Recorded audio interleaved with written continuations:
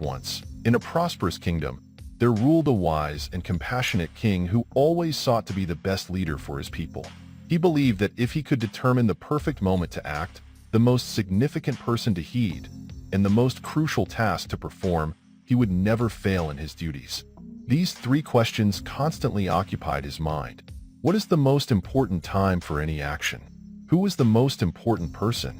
What is the most important thing to do? Eager for answers, the king sent messengers across his land, inviting scholars, sages, and advisors to provide their insights. Various intellectuals came forward with differing views. Some argued that astrology held the key to the right timing, while others claimed careful planning was the answer. Regarding the second question, some believed the king himself was the most important person, while others insisted that his advisors or warriors held that role. As for the most important action, opinions ranged from waging war to promoting faith. The conflicting responses left the king perplexed. Determined to find a clear answer, he set out on a journey to consult a reclusive sage known for his wisdom. Disguising himself in simple clothes, he ventured into a dense forest with only a few guards.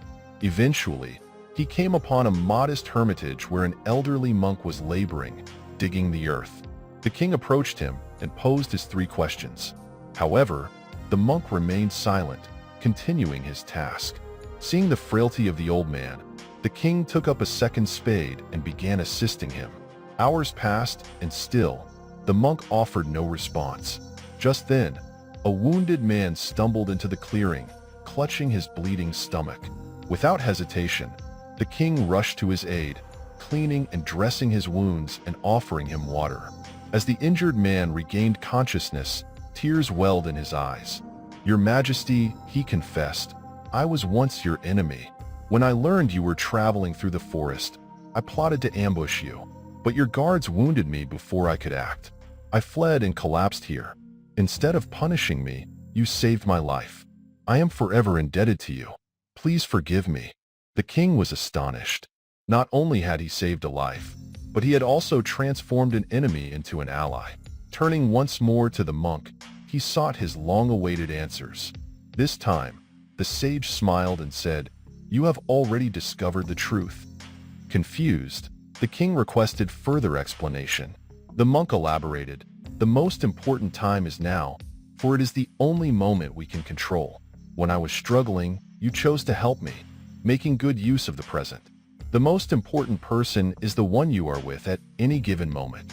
You attended to the wounded man when he needed you most, making him the most important person in that moment. And the most important thing to do is to show kindness, for that is the purpose of life. By helping both of us, you have lived by these principles." The king absorbed the wisdom of the monk's words.